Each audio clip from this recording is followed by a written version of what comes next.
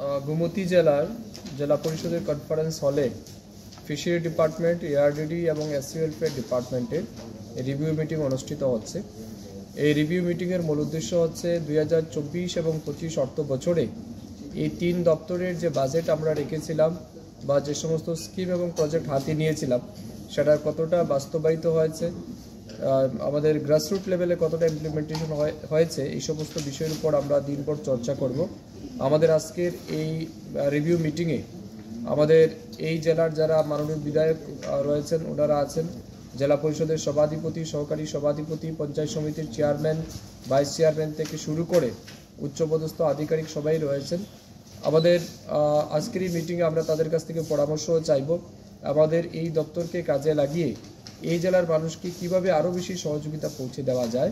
তার ক্ষেত্রে আমরা সমস্ত যারা উপস্থিত আছেন আমাদের পার্টিসিপেন্ট তাদের সবার মতামত চাইব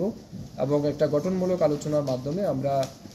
চাই যাতে আমাদের এই ফিশারি, এআরডিডি এবং এসসি ওয়েলফেয়ার ডিপার্টমেন্টের মাধ্যমে মানুষকে বেশি থেকে বেশি সুবিধা যাতে আমরা পৌঁছে দিতে পারি।